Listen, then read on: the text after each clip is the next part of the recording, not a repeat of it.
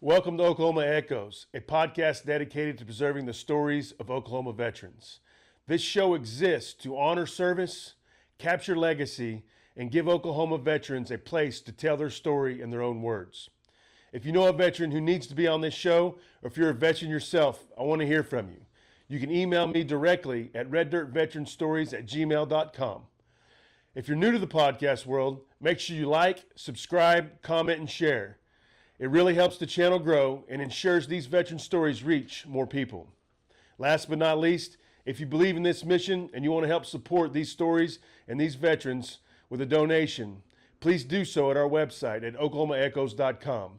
Any and all support is greatly appreciated. Thank you for being here. I hope you enjoy the show, and let's keep Oklahoma Echoes alive. Thank you, and God bless. Today's guest is another Oklahoma hero, a Vietnam War veteran and a combat pilot, Gary Vance Sr., who's a highly decorated serviceman and an Oklahoma Hall of Fame inductee. He flew hundreds of missions in service to this country, and this episode opens in a moment that means a lot to me personally. It's Gary being honored on the Oklahoma House floor as Veteran of the Week.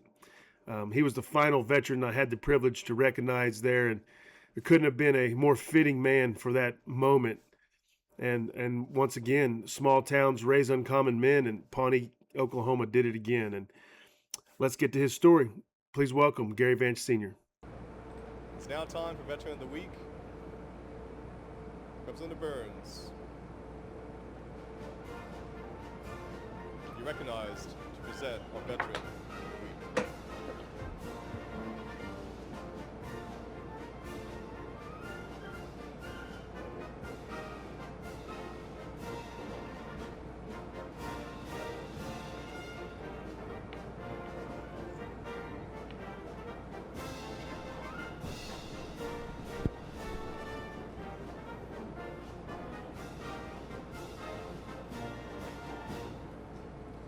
Members, thank you for joining us today.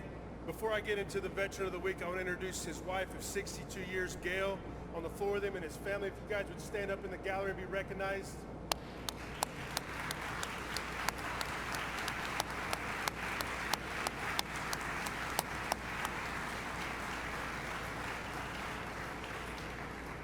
I've had the honor of calling Gary Vance a friend of mine for years. Despite the age difference between us, the bond forged through military service knows no such barrier. Our friendship has shown me that war connects us like brothers and creates a bond that only veterans can share. Gary went to the Army Fixed Wing Aviation School in 1965 and served with the Bird Dog Company, flying single-engine observation planes low over central highlands of South Vietnam. His daily missions were dangerous, scouting for enemy activity. He flew hundreds of these missions and earned high distinction for his bravery and dedication, which you will hear in his citation later. Members, the Vietnam War stands as a testament to a sad era of American history. Vietnam veterans had to literally sneak in the back doors to avoid harsh criticism and harassment. We all must remember that not so long ago, there is very little to no support for veterans, and we all should welcome a Vietnam-era vet home, because they didn't get the welcome that the rest of us global war on terrorism veterans did coming home. So Gary, welcome home.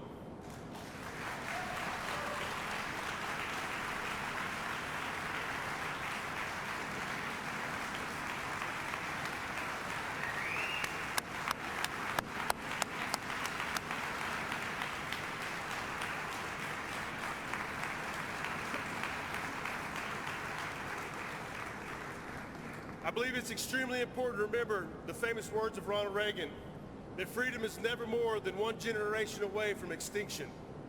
After Gary came home from Vietnam, his service didn't end. He defines what it means to give back. As a commander of the local VFW, he has been at the heart of every veteran cause in Pawnee. He even talked me into becoming quartermaster for the VFW when I got back from Afghanistan. Gary has spent countless hours honoring fellow veterans, putting out flags on Memorial and Veterans Day, organizing events, and leading by example. He's done more than his fair share and now looks to pass the torch to the next generation. Gary, you set the standard high, and I hope one day I can match the impact you've made in our community. And I thank you for everything you've done, and congratulations. Mr. Speaker, we have the clerk read the citation, please. Clerk will read. Whereas Captain Gary Vance is a resident of Pawnee, Oklahoma, and joined the Army National Guard in 1958 while still attending Pawnee High School. And then in 1960, he transferred to an Army Special Forces Reserve unit in Stillwater, Oklahoma, while attending Oklahoma State University. And whereas Captain Gary Vance attended the Infantry Officer Candidate School, an Army Airborne course at Fort Benning, Georgia in 1961. After graduating from OSU, at the time ranked as a second lieutenant, he attended Pathfinder School and in 1965 was accepted for fixed-wing flight school. While in flight school, he saved the life of a passenger who survived a plane crash on the airfield. For his actions, he was awarded the Soldier's Medal. And whereas Captain Gary Vance graduated from flight school in 1966, was ordered to Vietnam, where he was stationed in Pleiku, South Vietnam, with the Headhunter 219th Aviation Co. as a forward air controller. He flew over 800 combat missions while deployed. After completion of his first tour in Vietnam, he was stationed at Fort Hood, Texas for 14 months, and then a semester at USC before being reassigned to Vietnam for his second tour.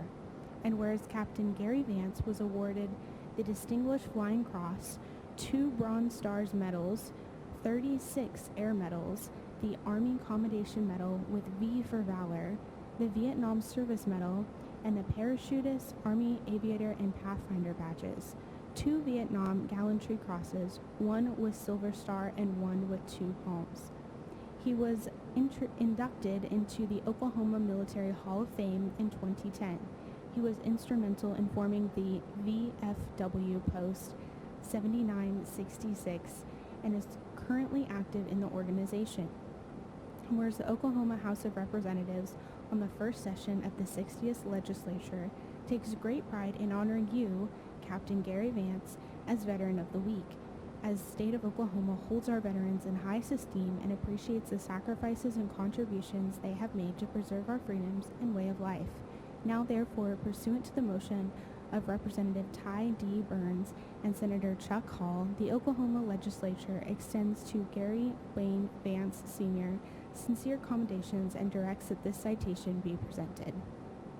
Talked about some stuff, and I pulled it out. You know, so I've got a couple of stories that are kind of funny that, you know, looking back on them, they were funny. You know, and at the time.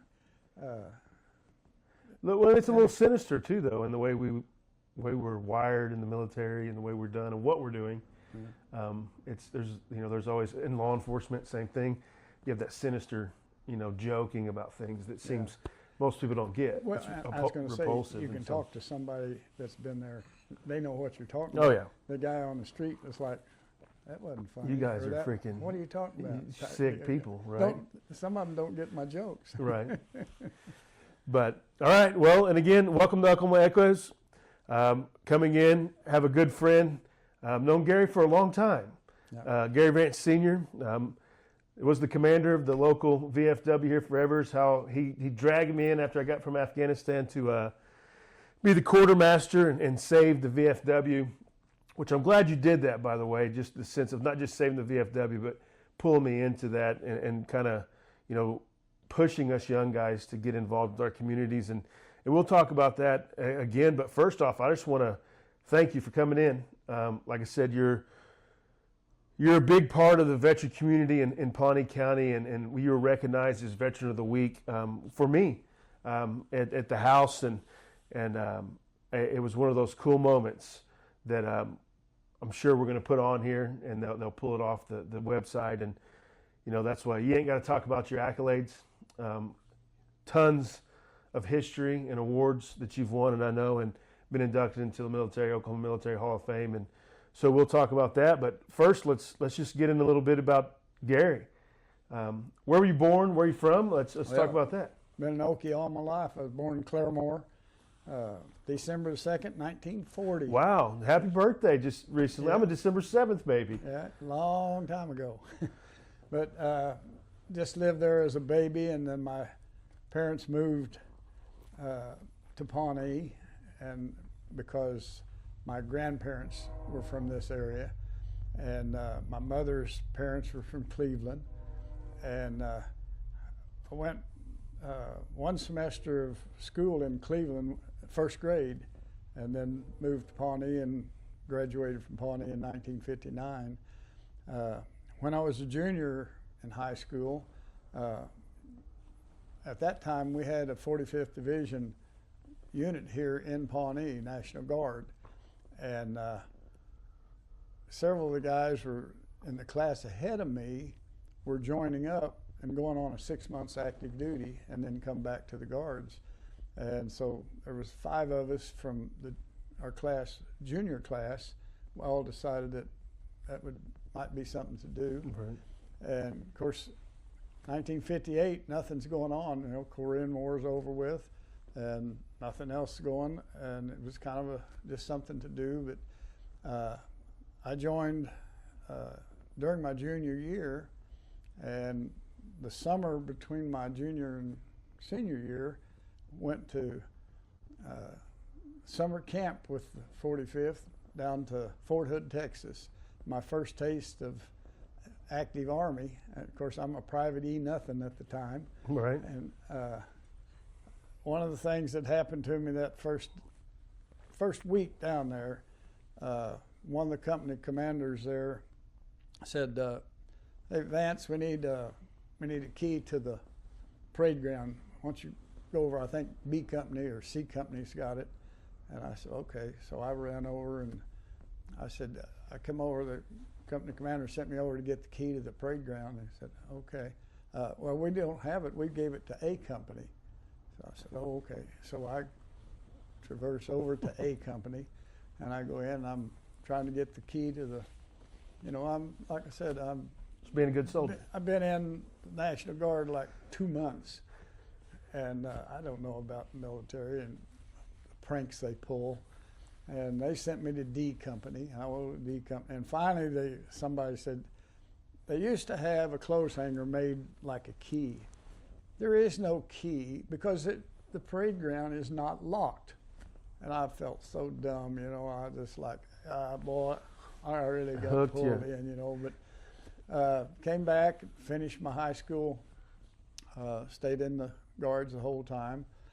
After graduation, I went on 6 months active duty out to Fort Jackson, South Carolina. Had a good time and learning a lot of military type stuff. And when I came back, started college at OSU. That was in January of '60. I ran into some guys that were in a Special Forces Reserve unit there in Stillwater, and I thought, Special Forces was, you know, got started like in '62, I think, or something like that, but maybe before that, '52. But anyway, I said, "What do you got?" "Well, we can't tell you. We got our missions are all secret, and we jump out of airplanes. We're paratroopers." And I'm like, "Man, that sounds like a good idea." So I transferred from National Guard over to Special Forces, and the next summer, I went to Fort Benning, Georgia, went through officer candidate school, and had 2 days off and started jump school. And I'd been through OCS, but did not have my second lieutenant bars yet, because I had to come back and go through a board and be promoted to that. Anyway, went through jump school, made 5 jumps, and really enjoyed it. And in the meantime, back in college, these guys that are in Special Forces group with me are also on the OSU skydiving team. They had a team at that time.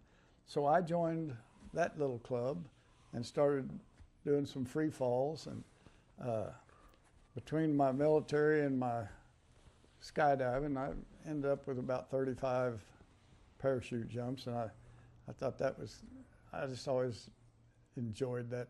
It was a rush for me. And of course, I'd get out on that strut of the plane to jump, and I'd be shaking because it was kind of scary, but as soon as you let go, man, it's nice feeling. Freedom. But anyway, graduated from college, and I had a degree in education. It was in industrial arts education. I was going to teach drafting and woodworking.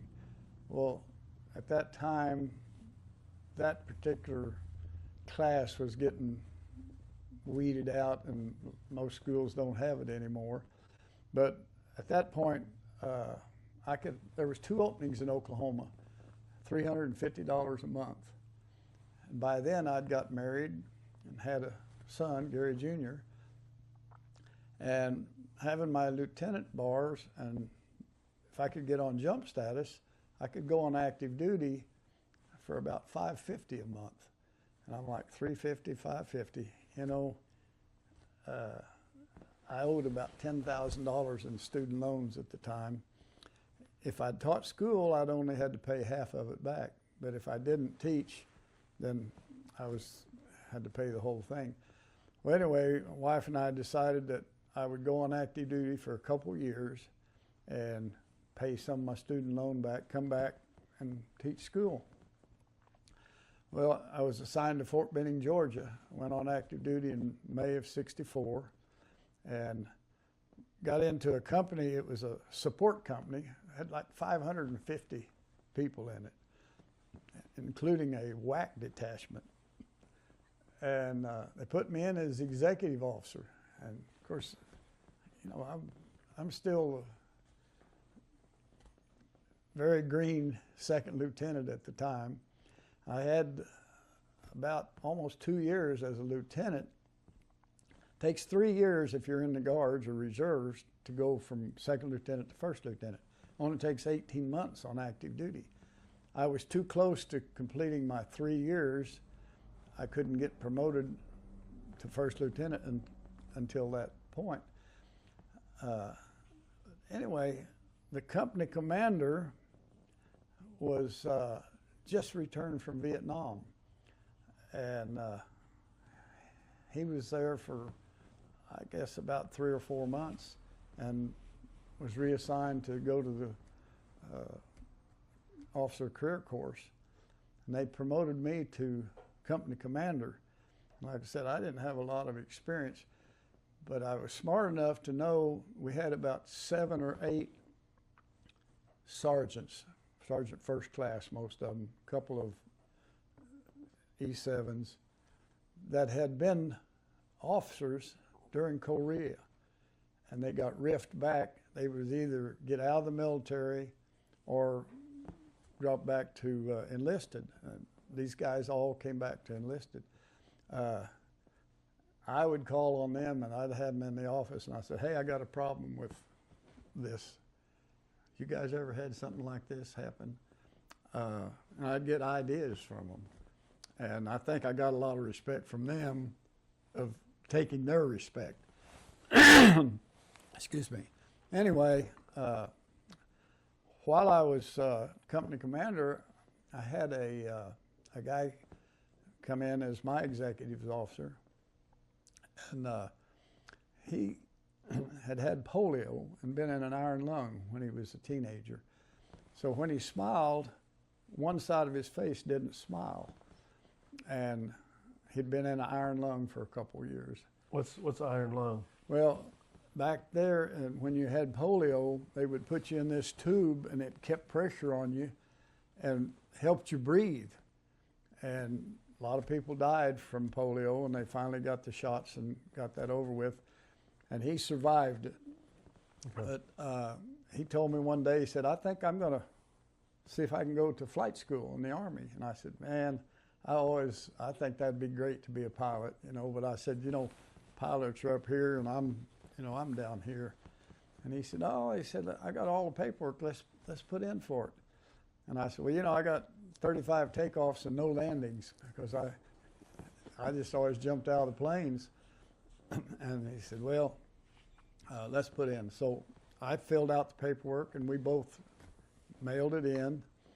And of all things, I got selected to go to fixed wing flight school. He got turned down because they said that his back, the vertebrae was like a snake. And he said they didn't know if they could trust him being a pilot by himself and have problems. And later on, when I was in Vietnam, I got a Bronze Star for something, and I'm looking on the list, and there's Robert Janik. He'd got a Bronze Star also. He was a tank commander. And I always thought, you know, the wisdom of the military, he can't fly planes through smooth air, but he can ride in a tank in Vietnam, you know, but all in all.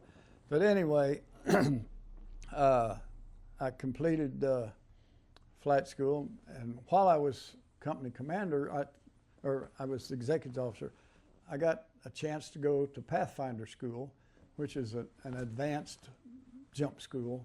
You go in and drop in behind the enemy lines and set up a drop zone or an LZ for helicopters to bring troops in. It's like a team, A team or a B team, and got to make another 5 jumps. And last jump I made was a night jump with full gear, rucksack, rifle, whole thing, and got hurt on that jump. I was leading the stick out, but had a problem with my parachute. I hit it a little hard and hurt my leg. But that was my last parachute jump. But came home on crutches from the hospital, and my wife was all excited. And I said, "It's not anything." But anyway, I got accepted for flight school, and that was in October of '65, and was assigned to Fort Rucker, Alabama, where the fixed wing was. I was lucky enough, I guess, not to get accepted for helicopter school. Fixed wing, to me, was a better deal. That's what I was about to ask you. So you had the choice, like if you get accepted into aviation school, do you get a fixed wing, or? No, they assign you fixed wing or helicopter. Okay. And so you wanted to be fixed wing? Yes. Why did you pick? Why do you think that? Well, I don't.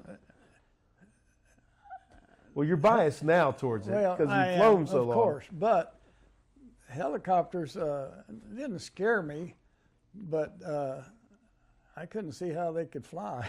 They defy odds and gravity, right? Exactly. Well, okay, that makes sense. In fixed wing, you can at least drift to the ground, anyways, right? Well, to back it up, one semester while I was still in college, I went down to Fort Benning from Special Forces unit to basic officer course. And, you get in a little group of guys, and there were 2 of us that were going to be going to flight school, fixed wing. And there were 5 other guys that all were going to go to helicopter school. And I kept up with all these guys. Well, the other guy that was going, Mac McAllister, washed out of flight school and ended up in Vietnam as an infantry officer, got shot up pretty bad, got, of course, Purple Heart and the Silver Star and some other stuff.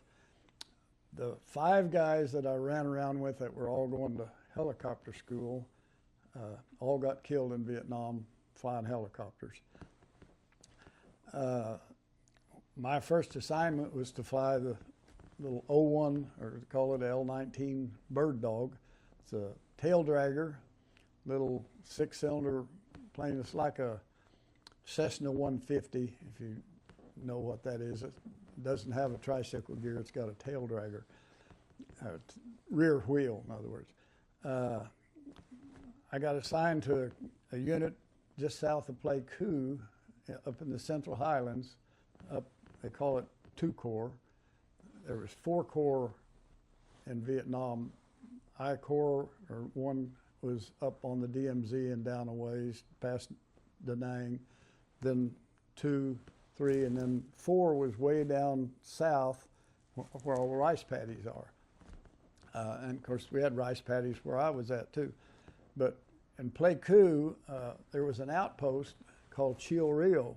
And it's about 60 miles southwest of Pleiku. Pleiku is right about in the center of the ocean and Cambodia, Laos area.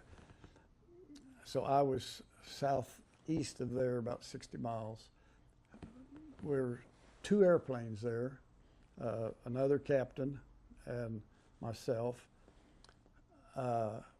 This area it's a province, they call it, Habon province. It's like the size of Pawnee County.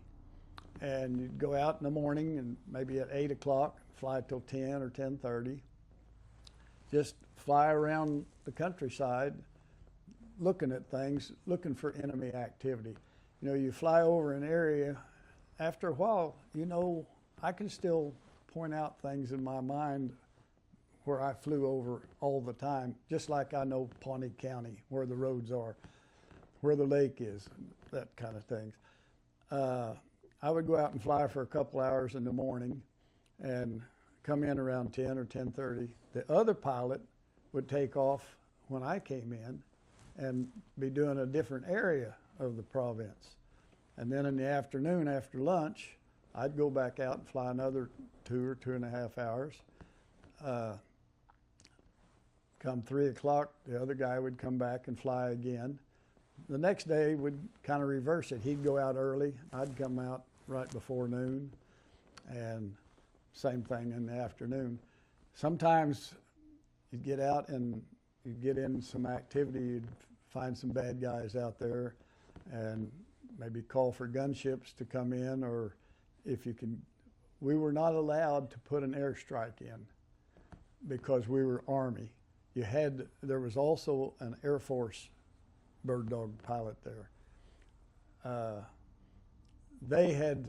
You had to call them, tell them to come up where you were so they could direct the jets in, which was kind of crazy to me because after you've flown there for a while, you know what to do, you know what azimuth to tell them to come in on. I have 8 rockets on my airplane, 2.57 inch. You had a high explosive, HE, or you had a white phosphorus smoke rocket. You could mark the target and the jets overhead would come in and bomb that area if you had a bunch of enemy activity, or maybe it was bunkers or fortifications that showed up. You know, you fly this area this week and you don't fly there for another week. You come back up and here's all these bunkers, and it's like they didn't just appear on their own. You know, it's enemy activity. And each day we would have whatever we considered a significant activity. We would make note of it and coordinates and turn it into headquarters and keep track of how many rockets we shot or what activity we got into. I'll tell you a little funny story about it. There's another captain named Dave Tracy. They call him Bones. He liked to throw the dice. But we had a little rat pack. I'm flying one day, and Dave's flying, and he called and he said, hey, our call sign was Headhunter. I was Headhunter 44. And he said, hey, I've got a guy over here. He said, there was 2 guys out in this field. I shot one of them. And he said, the other guy is hiding behind this lone tree. And he said, I'm going to shoot a rocket. He said, come over and I'll show you how to do this. You know, he's kind of bragging on himself. Well, he shot a rocket at this guy, and he ran around behind the tree and hid behind the tree. So he said, well, I'll come back from another direction. So he came back and shot another rocket. Well, the guy ran around behind the tree from the other side. And I said, well, Dave, let me show you how it's done. You know, I'm cocky at the time. I'm 25-year-old and think nobody's going to shoot me down. So I shot a rocket, and the guy ran around behind the tree again. And I said, I can't believe this, that I missed. So we made a little deal. I said, you come in from the east, I'll come in from the west, and we'll both break right so we don't fly into each other. And I said, we'll shoot at that tree about the same time, and he won't be able to run around it. Well, sure enough, we came in and shot, and the guy still ran around the tree. Neither one of us got him. So I came back around, and so I flew down low and put the stick between my knees and took my AR-15, and I'm shooting out the window at him. I got every third round's a tracer, so I know I'm getting close to him, and climbed out, and he's still hiding behind the tree. So I talked to Dave, and I said, hey, this guy deserves to live, because I'll tell you, when he goes back to his unit tonight, he's going to tell them that we shot all these rockets and our rifle at him, and he survived. And I said, they're going to laugh at him, and they're saying, no, you're making this story up.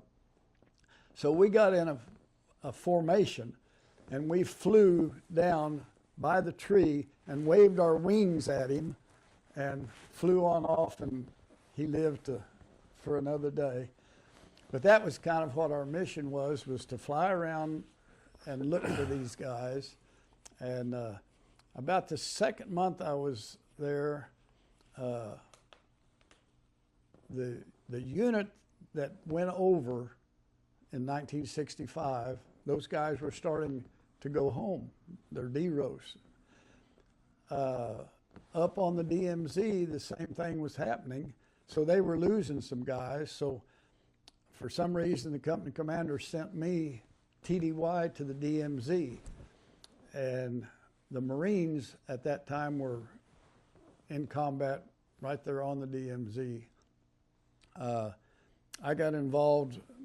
I would have a Marine captain in the back seat, so I didn't have to go through the Air Force to put an airstrike in. And one day I flew a little over 7 hours because the Marines were getting hit pretty hard, and they were trying to back up. You know, Marines don't retreat, they just withdraw. And they were asking us if we had any ordnance on our plane to help them, because they were shooting mortars so close they were getting into friendly fire.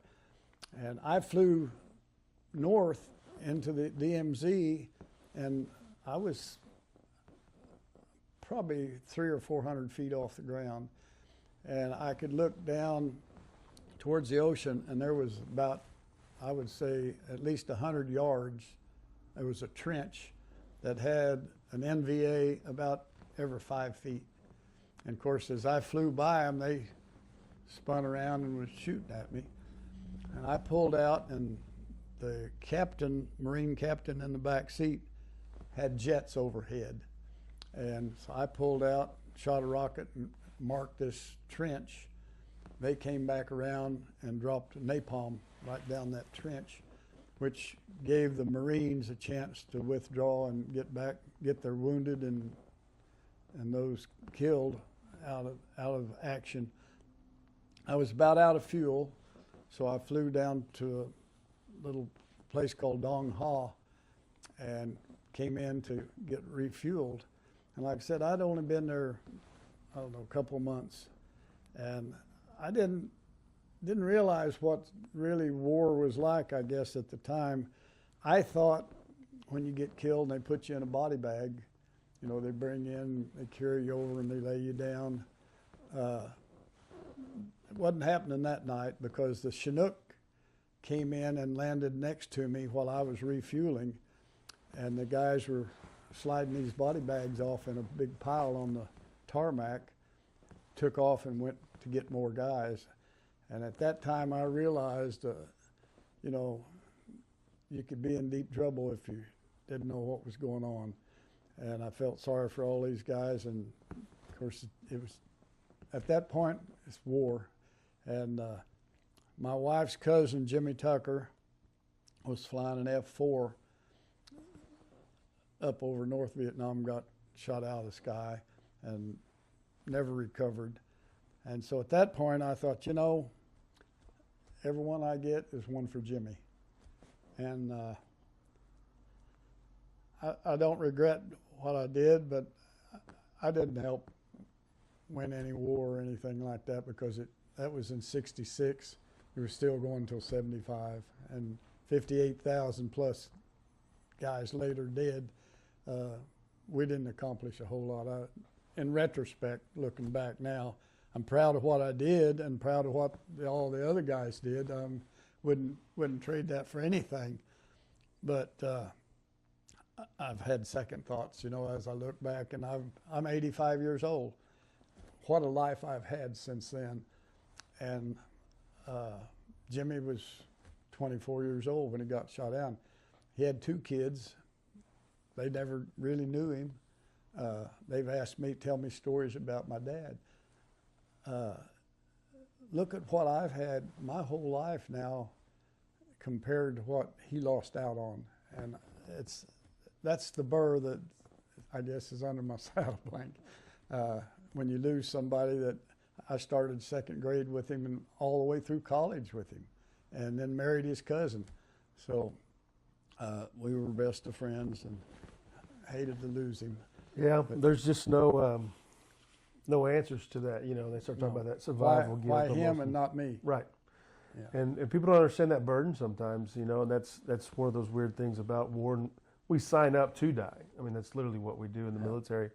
And I talked about this before, and it's what sets us apart from a regular citizen, is we're willing to die for somebody we never met. Yeah. And that's literally it. When people start talking about what keeps you going over there, and it's, we love our flag, we love the Army, we love that means nothing. It's the guys next to us is all you're doing. And if you've never been there, you don't know. Yeah, that's right. I mean, really what it means. And so, well, that's a lot to unpack. So you were in Vietnam, so that was 66, you were saying? 66 to 67. Okay. Hey guys, I just want to take a short break, and if this is worth your time, and make sure you like, subscribe, and comment. That's how we grow. Now let's get back to the show. Thank you guys. And I came home after a year, was stationed at Fort Hood, Texas, of all things, but I was in an aviation unit there. And after about 7 months, I got reassigned to the University of Southern California to go to Accident Investigation and Safety School for Aircraft. And it's a semester long. You get 14 hours of credit towards a master's. It's kind of a neat deal. I took my wife and 2 boys, and we moved to Los Angeles. Initially, we couldn't find a place to live. We got into a motel converted to apartments right below the Hollywood sign out there in Los Angeles, and then, which is actually also across from the Hollywood Bowl. And we were there for a month or so, and we finally was able to get into an apartment, had a swimming pool for the kids, and the school was a good school. I mean, I had a lot of fun going. At that time, USC had a football player that was pretty good, and sitting around in class from 9 till 4, 5 days a week, I'm kind of getting out of shape. And I thought, what I'm going to do is go buy me a pair of tennis shoes, and I'm going to run track a little bit. First day I get out there, I see a guy over there getting ready to run, and so I jog over to him, and I said, hey, you mind if I tag along? And he said, no, help yourself. He said, I'm going to kick out pretty good. And I said, well, I'll try to keep up. And I got to looking. It was O.J. Simpson, a star football player for USC at the time, went on to play pro ball, of course. Everybody knows who O.J. was. Anyway, O.J. made 2 laps while I made 1. And I thought, this probably isn't going to help me much. So that was the only day I ran, but I did get to meet and kind of run with O.J. for a little bit. Finished my school there and returned back to Fort Hood, Texas, and got assigned as the aviation safety officer for Fort Hood, and responsible for quite a few aircraft and investigating. We had a few accidents. My next assignment was right back to Vietnam again. And in the meantime, while I was at Fort Hood, I got to go to a school on a new airplane the Army was buying. It's called a U-21. It's a King Air, Queen Air combination. The fuselage is a Queen Air, but the engines were King Air turboprops. And I got back to Vietnam, and it was kind of neat. I was flying in a unit that we were flying VIPs around. One occasion I flew a 4-star, a 3-star, a 2-star, and a 1-star, plus their 4 aides. And it was just neat to be with the big wheels, you know. I'm a captain at the time. Well, anyway, we also flew some movie stars and entertainers that were over there. It was like a little airline, actually, in Vietnam. And flew some donut dollies around from different camps. And A donut dolly, what is donut that? dollies, yes. Actually met one from, her brother was the agriculture teacher in Pawnee, Oklahoma. And she was a donut dolly at Benoit, and I was about 4 blocks from where she was. So I went down and introduced myself. And when you're in Vietnam and you know what we call a round eye, American, instead of a slant eye, I was kind of the envy of some of the guys in the unit because I knew some of these donut dollies, and I would bring them down to the officers club, and they're all kind of, hey, Vance, hey, and I said, hey, you're on your own. I just happen to know one of the girls. It's just you the know. perk of being a pilot, man. Oh, it was. But anyway, Old pilots always walk around their jumpsuits and stuff, and it's like we're all in uniform, and they got their air. What do you call the flight suits? yeah. Did you guys have flight suits back yeah. then? Yeah. All had flight suits, and everybody knows the pilots, right? Oh, yeah. The big dogs. Yeah. That's But funny. we would go to the officers club and dance and things like that. Anyway, So what's a donut dolly? well, they were Red Cross girls. They entertained troops, and Okay. they'd go to a club and give out coffee and just, hey, you want, somebody's hurt, they'd go to the hospital. You want me to write a letter home to your mom or your girlfriend or your wife? They'd be glad to do that, you know, things like that. It was a moral or morale booster to Right. have white girls around instead of the opposite. The But, locals, yeah. right? But completed my second tour in Vietnam, and at the time when I came home, I had talked to the infantry branch in Washington, D.C., and they said, well, what we want to do is get you back home and send you to helicopter transition school. What we think would be good for your career is if you would become a assault helicopter company commander. And I said, well, you know, while I was at Fort Hood, I shared an office with 2 other guys, a major and a warrant officer. And the 3 of us went back to Vietnam on our second tour. Both those guys got killed in Cobra helicopters. So I've got 7 helicopter friends that are all dead. And of course, I'm speaking to my wife about it, and of course, she knew their wives, and she said, I don't want you flying helicopters. You know, they just get shot down, or they have mechanical and crash a lot. And you've got through 2 years, your boys are growing up, they don't hardly know you. And I said, you know, maybe I ought to resign my commission and get out and go to work for the airlines. And she said, I think that would be a great idea. And so I resigned my commission when I came back, and got out November the 6th of '69. And I interviewed with Delta Airlines on my birthday, December the 2nd. I got hired and started the class January the 5th. So I was out of work for 59 days. Went to work for Delta and there were 60 in my class. Everyone except me and one other guy were Army pilots. Everybody else was Navy or Air Force jet jocks. I was so far behind flying that little airplane. You know, takes off at 100, flies at 100, lands at 100. And these guys are talking, you know, 650 miles an hour. You got to be thinking a little farther down the line, and it was a big awakening for me to step up. Of course, you start off with Delta as a flight engineer, then you move to co-pilot, then you eventually, with time and upgrades, you become a captain.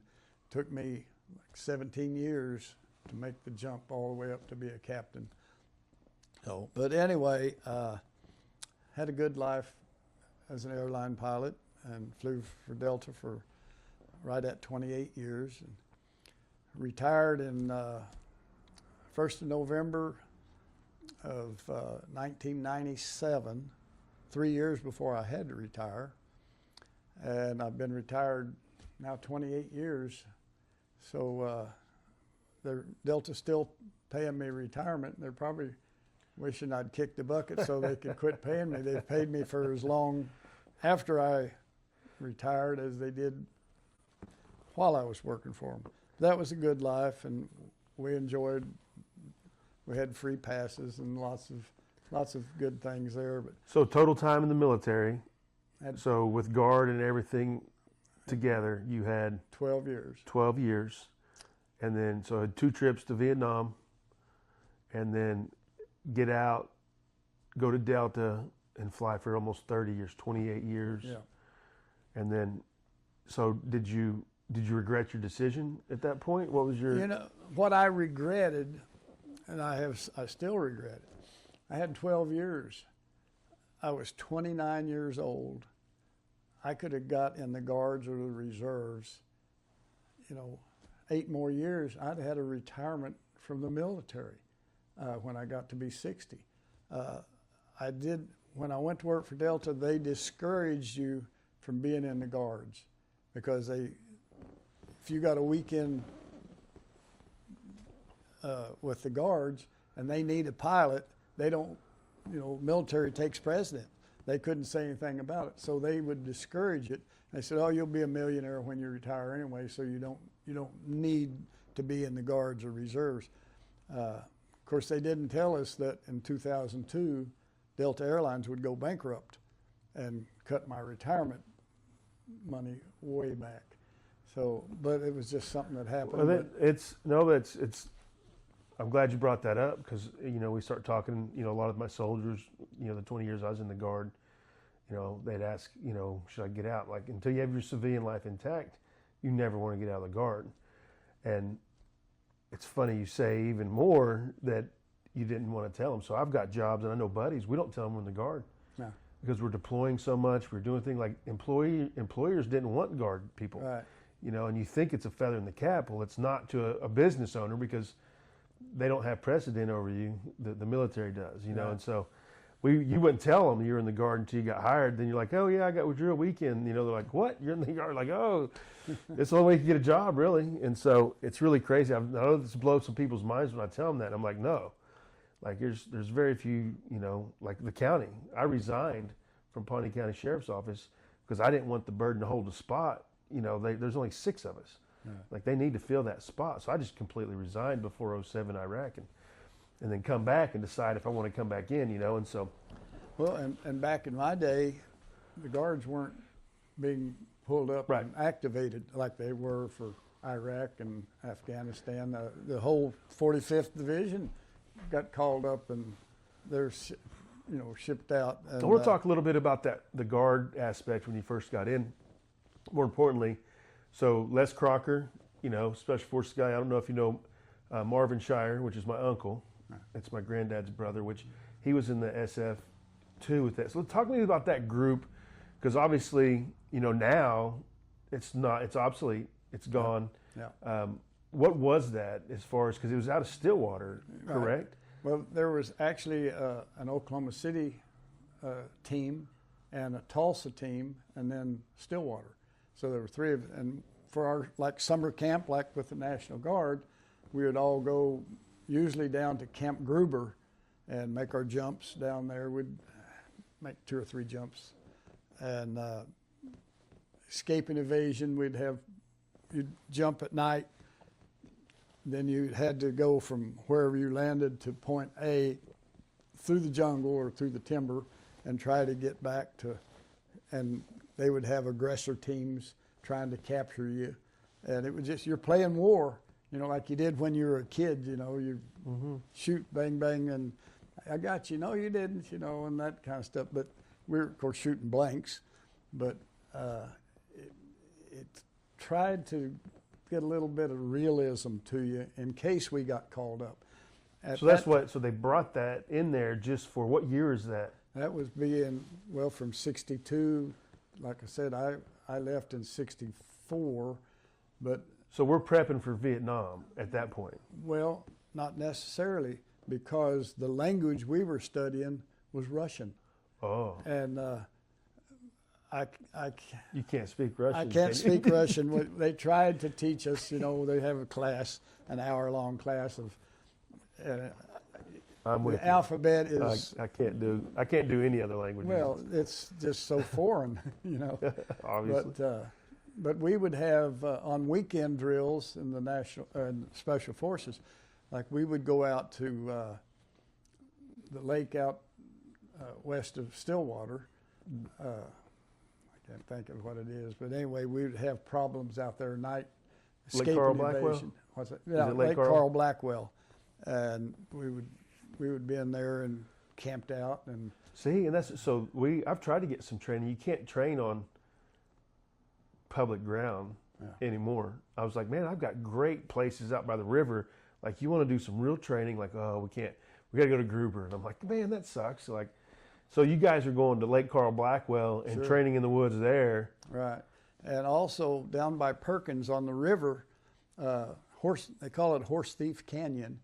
And they have a cliff, a rock overhanging about a 60-foot drop. And we would rappel off of that cliff. And there again, once you get out on the rope and you're going down, it's kind of fun.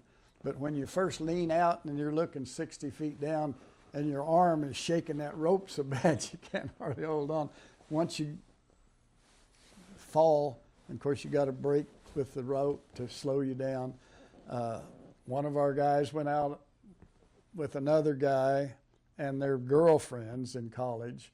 They borrowed a rope. They got a hemp rope instead of a nylon rope.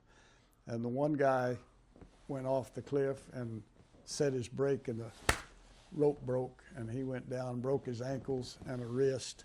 And he was a senior at OSU getting ready to graduate as a second lieutenant and go on active duty. It messed him up for a long time, just recouping and put off getting his commission for another semester and stuff like that. But we would go out there and do the rappelling, and it was interesting. Yeah, I've heard a lot about it. Like I said, it was just it's foreign to me. Right. Just because I'm like, man, where's this unit at? I'll go try some of this when I was, but it's just crazy how the makeup. You look at the guard, and was that through guard status? No, that's Special Forces. So that goes straight. That wasn't married up with the 45th or anything. No. That was just straight. So it was an active duty. What unit was it? Oh, it was Company A at the time, as I remember, 9th Special Forces. Yeah. The 9th Special Forces.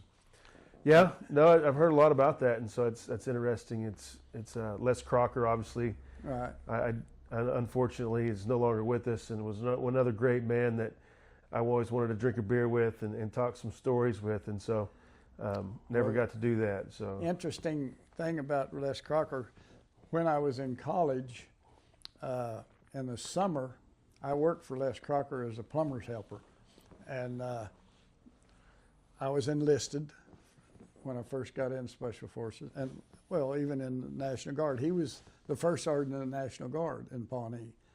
When I transferred, when I was in college, over to Special Forces, he was a master blaster. He had 60-some jumps. I talked him into transferring also over to Stillwater, so he became the first sergeant in our unit there. And I was enlisted, and he's E8 and charge of everything, and goes along. I go to OCS. Now I'm a second lieutenant. The next summer, I'm still working for him again, and we'd go to a meeting, and he'd say, okay, okay, fall in, man, you know, and I'd be standing over and he's, Lieutenant, which room do you want the men in this evening, you know, and salute me, and I'd salute back. I said, class is in room 3 tonight. Yes, sir. And everybody go down there. After the meeting, he'd say, hey, Gary, can you come in a little bit early tomorrow? We got to go to Fairfax and do a job up there. I said, sure, Les. It was Les and Gary. We'd go to a Special Forces meeting, and it was lieutenant and sergeant.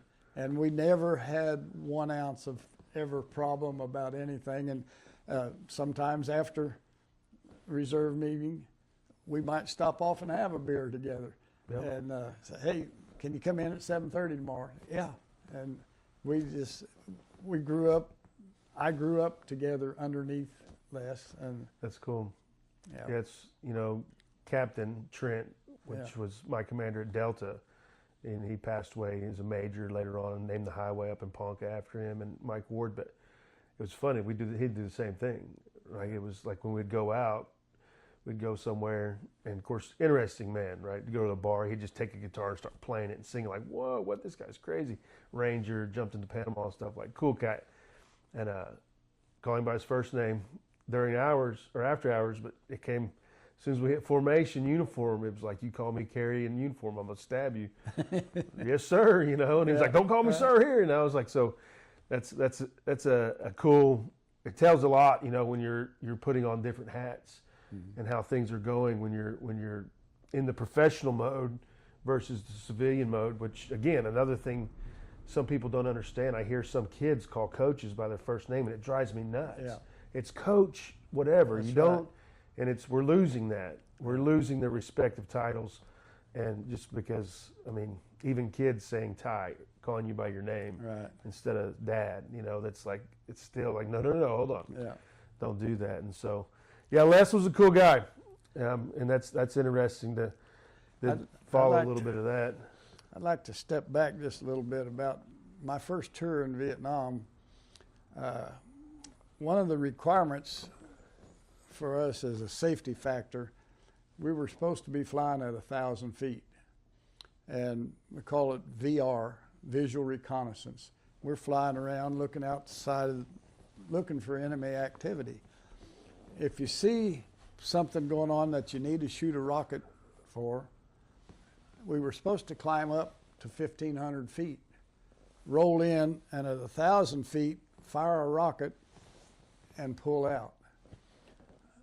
I hardly ever flew above 500 feet because if you're down that close to the ground, you see a lot better. We had one guy that was in the Air Force would fly around up there with binoculars. You can't see anything flying with binoculars. So I stayed down low. I got called on it a couple times for, I guess, disobeying orders and as such, but I could do a lot better job. And I got where I could shoot those rockets. I could pretty well, I had 8 rockets and I had 8 switches, 4 on each side, little toggle switch that armed a particular rocket. These things were bore-sighted. I had 4 of the 8. When I pulled the trigger, it went exactly where I planned for it to go. The other 4 were either a little left or a little right or high or whatever, but I knew which ones because I had an arrow marked on them. If I was getting in some action, I used my good rockets first, and the other, I had a little Kentucky windage. I'd shoot a little to the left if I knew that rocket was going to go the other direction. But anyway,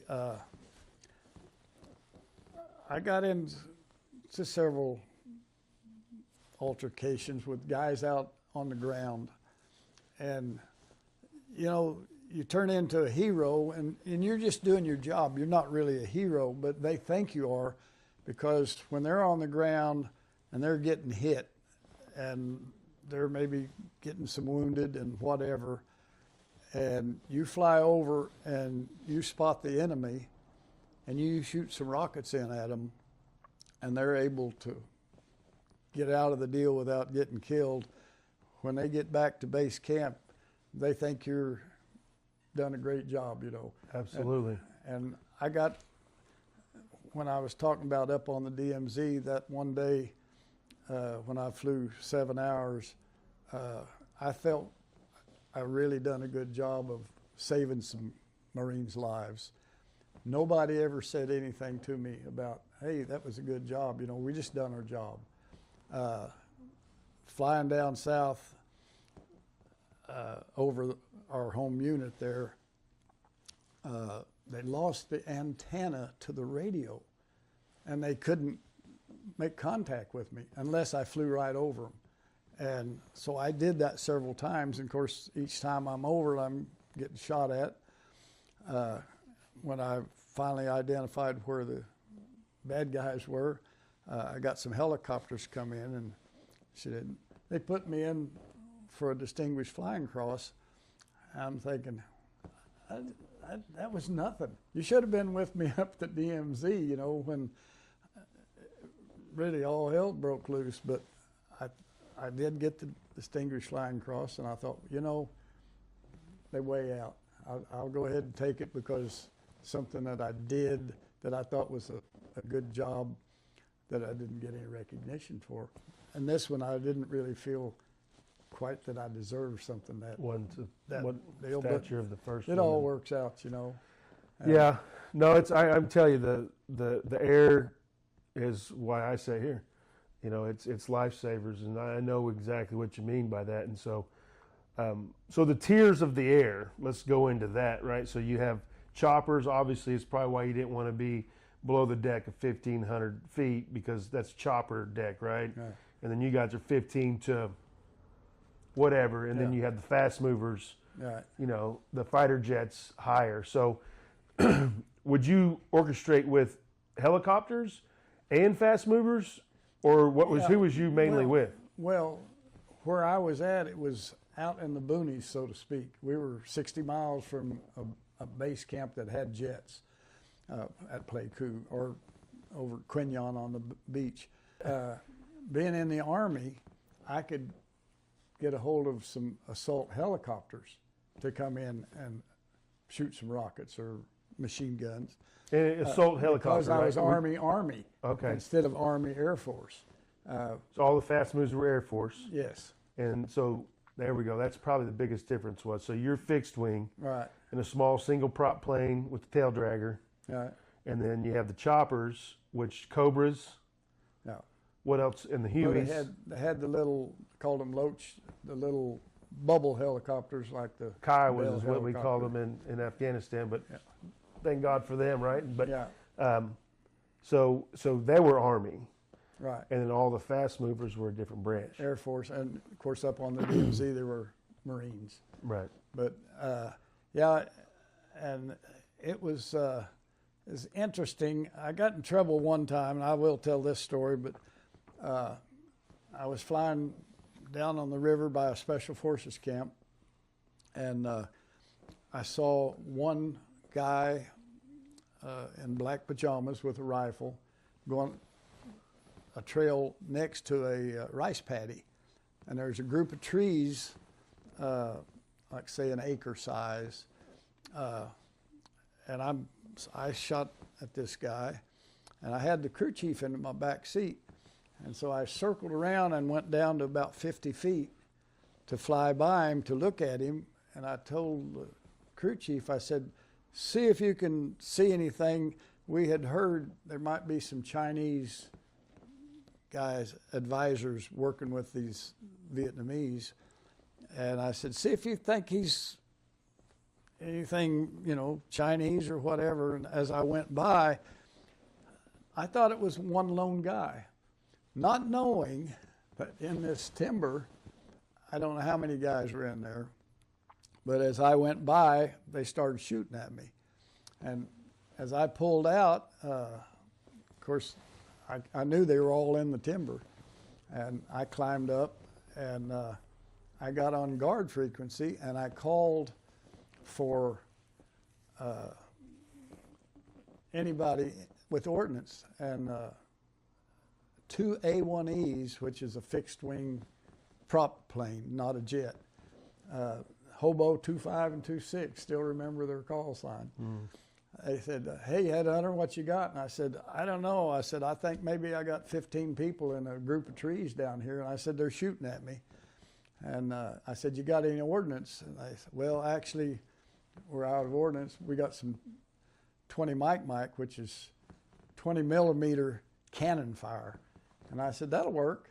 And they said, where are you? And I said, I'm on the, about the 60 radial of Pleiku, 75 clicks. And they said, hey, we're not far from there. And I said, well, come on. And they got over and circled over, and I said, told them what azimuth to fly in and break right. And I said, I'm going to shoot a smoke rocket and mark the target for you. And I flew. In the meantime, when I had called them on guard, my home base heard me talking to Air Force. And the major, that was the Air Force pilot, he's calling me, telling me, don't put the airstrike in. I'm not authorized to put the airstrike in. You can't do that. And I just ignored it. And these two A1Es came in, and they strafed this timber with 20 millimeter just back and forth. And some come circle back around and shoot them up again. And I said, you know, I gave you a BDA, which is a battle assessment. I said, maybe 15 KIAs and 15 WIAs. I said, I have no idea because they're in the timber. But I said, I just flew over them and they're not shooting at me anymore. And they said, in the meantime, I get a call from this major who has got in his plane and flew down to where I was at. And he said, you need to return to base. And I'm like, yeah, okay. So I flew back up to Chil Rio and landed. And there's a lieutenant colonel and this major out there at the airport waiting on me. And I taxied in, and they said, you just put in an unauthorized airstrike. And I said, well, the guys were shooting at me. And they said, well, you're not qualified to put in an Air Force airstrike. You may be court-martialed for this. And I'm like, well, I don't know. And they said, you're going to have to take the blame for this airstrike. And I said, actually, I'd planned on taking the credit for it. There again, I'm 25-year-old cocky, you know. And they said, you're going to have to take the blame for it. And I said, you know what? I probably need to get in my plane and fly up to Pleiku to my company headquarters. And so I did. I got my plane. I flew up to Pleiku, and my company commander used to call me Ace. And I walked in, knocked on the door, and he said, come in. He said, what's up, Ace? And I said, well, I may have got us in trouble. And he said, what happened? And so I told him the story of putting this airstrike in. And I said, the major down there and the lieutenant colonel tell me they're going to turn me into Pleiku, and I might be court-martialed for this. And he just laughed. And he said, is that right? He said, well, I'll tell you what you do, Ace.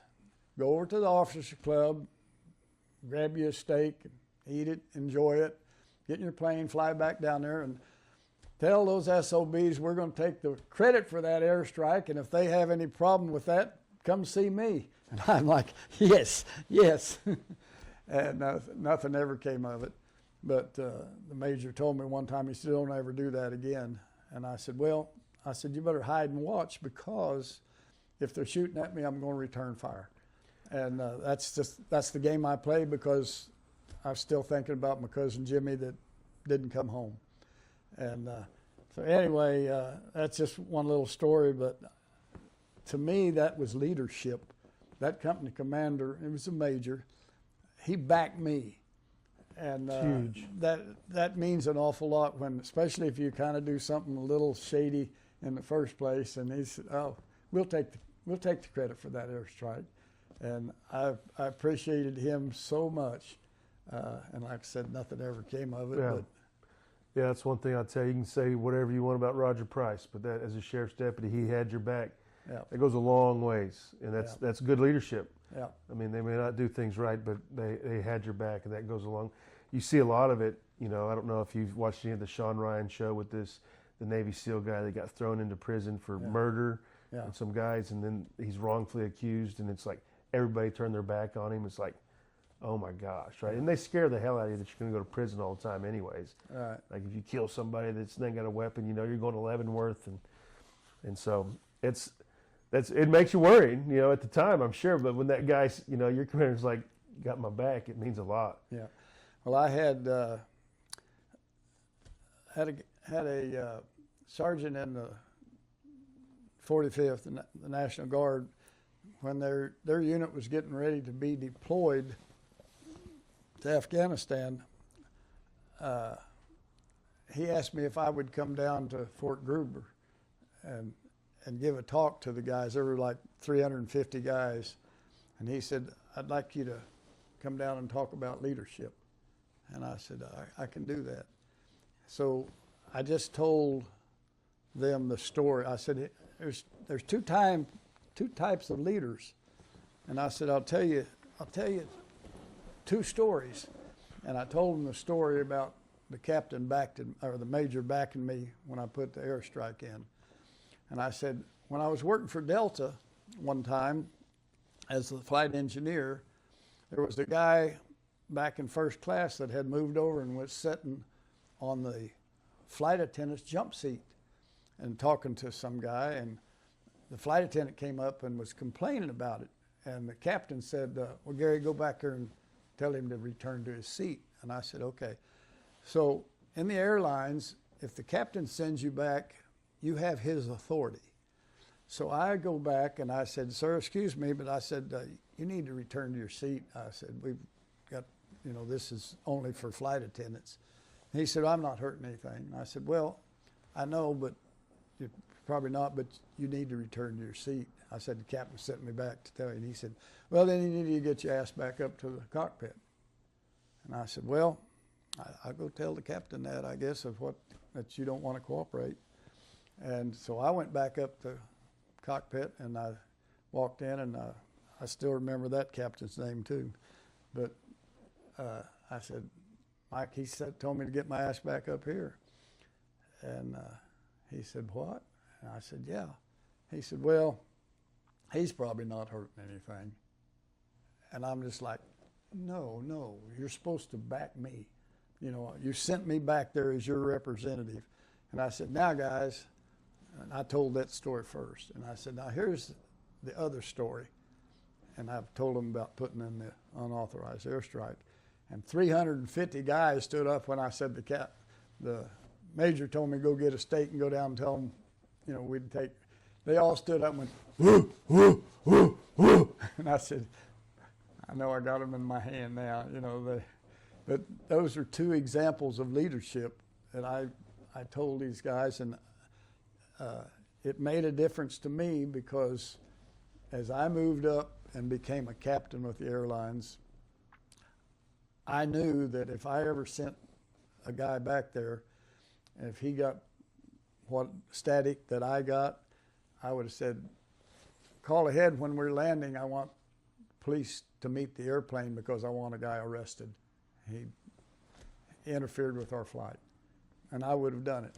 It never happened, but I know that I would have. Right. But anyway. Yeah. No, different types of leadership. And again, I was sitting there thinking, well, what would you do? You know, but there's protocol for it. So somebody's not listening. And so how many missions were you flying, right? So you're scouting is what you're doing. So you're early surveillance, low surveillance in Vietnam. What's your airspace time and how many flights are you flying? So how big of an area do you have? Well, and how many times did you do this? That area was about the size of Pawnee County. So yeah, you said that at the very beginning. Yeah, about the same size. In the 2 years, because I have a log in my 201 file of each flight I took. Right.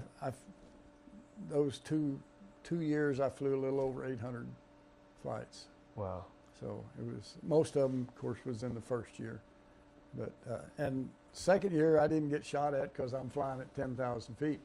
We got mortared several times when we were home base, but didn't get shot at like I did, at least that I didn't know about it because I was so high up, I didn't Right. know, you know.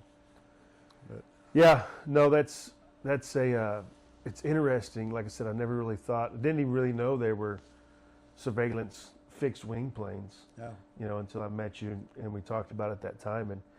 And so what was the standard SOP? We talked about a little bit ago how you worked with the choppers and everything. And I think that first mission you talked about really told exactly how you textbook work in a specific situation where you're coming across and you see the Marines, you mark the area, you pop smoke, you pull, and then here comes fighter jets. right. That's the standard SOP, and how many times were you able to do that? Because again, that has to be the best feeling in the world, doing that, knowing, that, Yeah. especially if somebody's, in a pickle. Yeah, yeah. I really never kept track, but not a lot on the jets, mostly helicopters. We also, of course, part of our job was artillery. We would Forward spot observing. artillery from up above. Of course, your radio contact with the guys down below. We didn't have, in our area, we had the Vietnamese, the ARVN, they had their cannons. We didn't have any U.S. cannons in the area I was in. Some of the areas over closer to the ocean had U.S. and of course those guys, the other part of our unit would be talking to them shooting artillery. I didn't get involved in that because we didn't have anybody there. And the Vietnamese didn't shoot them very often either. Right. What are you talking about making an airstrip? So when I talked to a couple of the Vietnam vets, they were talking about the canopies being so thick that they used to take and blow, what are those strip calls, whatever, and then just blow the canopies all out Yeah. and come in. And was you any part of that? Was you helping set up? No, I wasn't. The area I flew in that first year was mountainous, but it was also down in the valley. There was rice paddies, and it was a beautiful country, really. I mean, if they're not shooting at you, it's real pretty. Right. But the mountains were, I want to say 3,500 feet highest. They weren't real tall mountains, Right. but pretty much covered with jungle. And some of that jungle, especially in the real fruitful area, would be triple canopy. And it would be, gosh, I don't know, 200 or 300 feet maybe. And you could shoot, especially if the guys are in the ground there, they can pop a smoke grenade and you get a whiff of it coming up through. It's so high, it dissipates before it can get out of there. We flew over, and I talk about the helicopter pilot one more time. I was covering a special forces operation, just circling around and watching, and they called me, and one of the guys had stepped on a landmine and blew his leg off, and they put a tourniquet on it, and they're in the jungle, and it wasn't triple canopy, but they're in. I mean, I'm flying over and talking to them, and where's a clearing, and I said, man, you're a mile from the closest clearing, and they said, okay. And I called on guard frequency again. I said, any helicopters on the 150 out of Pleiku? And this guy answered, and he said, yeah, I'm close to you. These guys on the ground took machetes and chopped some trees down. Got an area, they chopped a circle of trees down.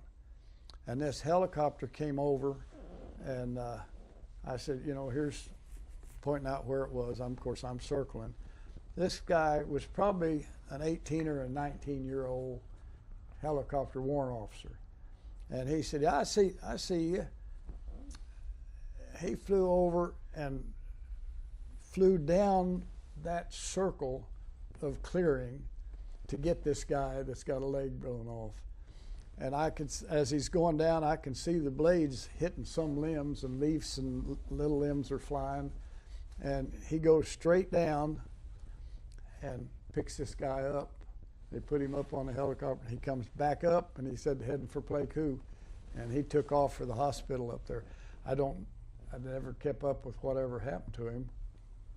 But one mistake I made big time, I should have got the guy's call sign and his unit, and he should have been put in for a Distinguished Flying Cross, because he done something. And I just always figured this young kid, because most of the helicopter pilots were 18 to 20 or 21-year-olds, and they got gonads pretty big. And I just thought that guy should have been, and maybe the Special Forces guys put him in for it, I don't know. Right. But he should have got something for that. He risked his life to save somebody's life. Right. And he done a good job.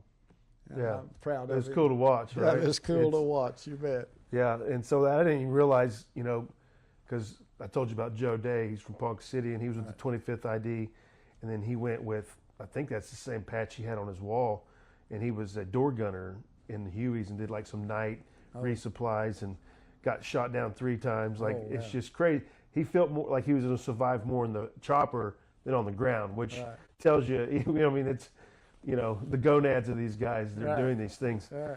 And it was just like, I didn't realize that Agent Orange was to kill the canopies. I thought it was nuclear biological chemical, NBC, that was being used either by us or by them on each other.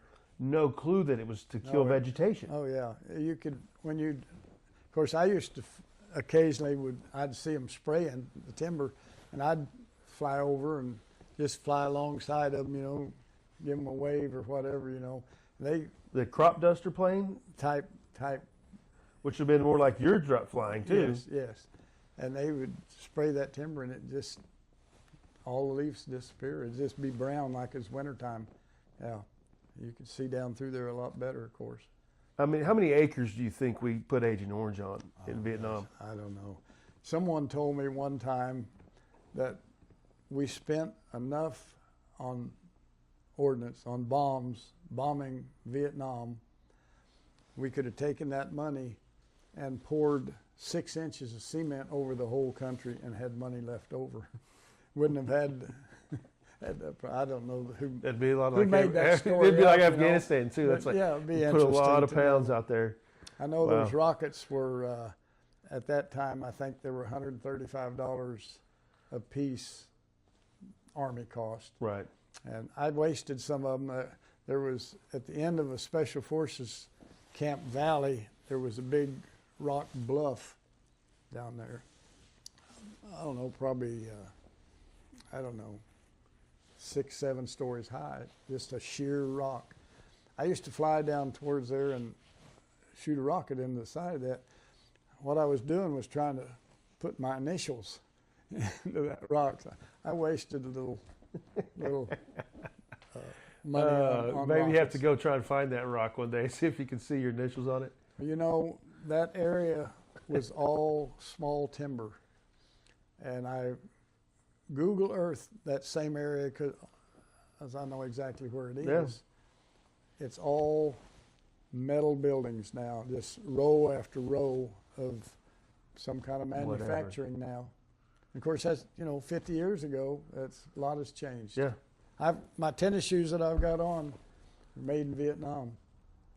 Yeah. No, I've done the same thing on Google Earth and go back and look at areas, and the Sagao where I got my Purple Heart and blown off the mountainside with RPG, and it's hard to find for me because I'm not used to looking at it from the air. Right. When I can get close, and I'm like, I've done the same thing for the Iraq, and I'm not good at the aerial photos, but I can get close, right? And then kind of walk things in. But things change pretty quick.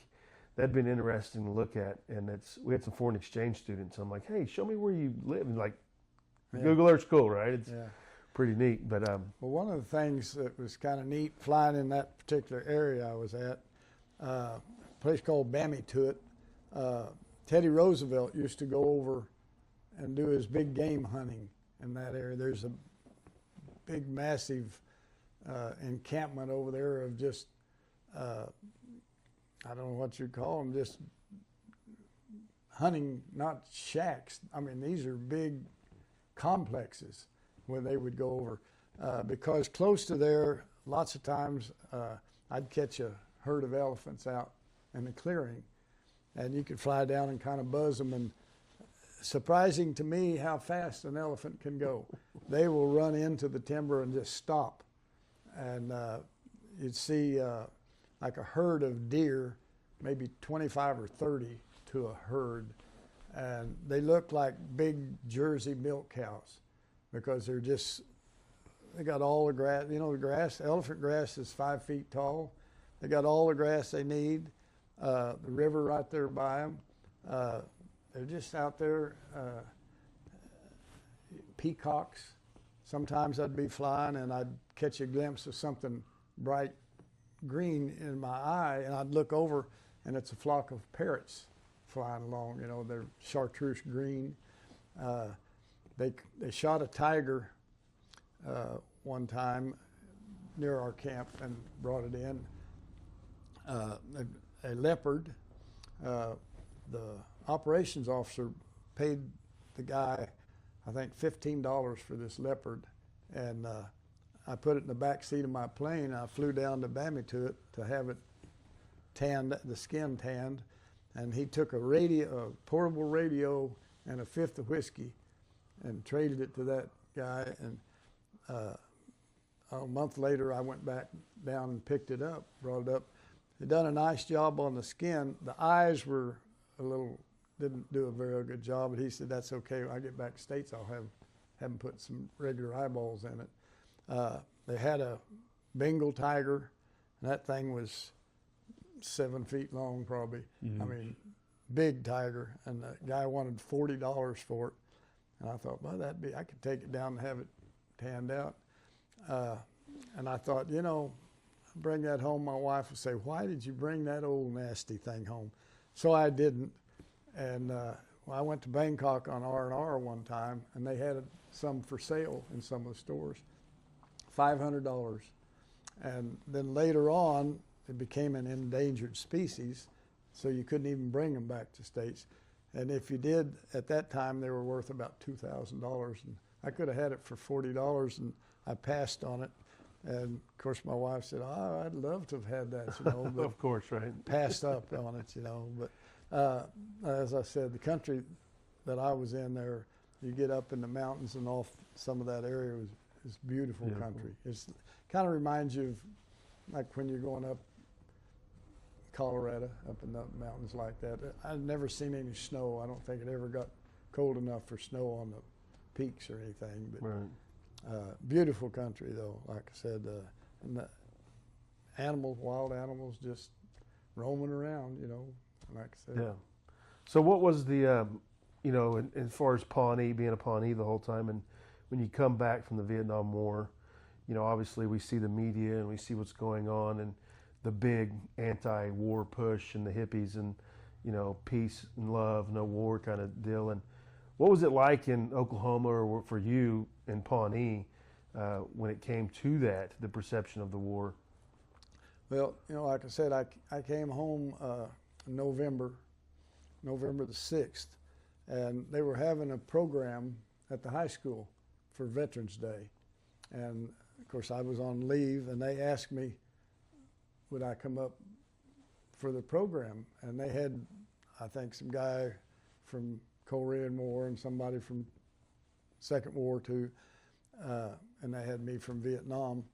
And you know, all the stories that you hear about the guys, and we've got guys in our VFW unit here in Pawnee that got in fights at San Francisco airport from hippies and guys when they were coming back. You know, I never saw any of that. I came to Pawnee and they introduced me. I stood up and everybody give me a clap. You know, I never felt that I know a lot of guys did. Right. You know, this past year, the high school was going to have the program, and they kind of forgot to call the VFW or any of us to come to it, and at the last minute they're trying to round up. We normally would have 30 or 35 veterans. You've been there, and all line up down in front of all the kids come by and shake your hand, thank you for your service type deal. And I did get an apology from the superintendent, called, and said, well, you know, we didn't get much recognition for 50 years, so it really didn't hurt our feelings much, you know, but it was kind of a sore spot that, you know, so soon they forget. I changed going to one church one time. My wife and I did, because the preacher at that time would take the American flag from the front of the church and put it back behind everybody. And I'd come in, I'd move it, put it back up in front. And one Veterans Day, the preacher was talking about us, you know, be thankful, or be thinking about all our people that, you know, need prayers, and our gay people, they're still, you know, good people, and be careful of, you know, this and that, and didn't say anything about veterans or the military. My wife stood up and said, well, let's also pray for all our soldiers that are overseas right now. And the preacher said, oh yeah, that's right. And that was on a Veterans Day weekend, and I'm like, you know, I changed churches. I thought, you know, I need to go somewhere else. Yeah, that didn't take long to figure that out, huh? What are you doing, Anyway. Jackson? All right, be quiet now. Got any more questions or Well, comments? Yeah, no, let's talk a little bit about being inducted into the Oklahoma Military Hall of Fame. Obviously a huge honor. My mom actually went to your ceremony. Yes, she did. And let's talk about a little bit about that and what it means to you, and you know, what do you guys do for that now? What is it? You know, what do you do? Well, I still go nearly every year down. They have a yearly induction. They induct 10 people each year. There's at one time about 243,000 veterans in Oklahoma.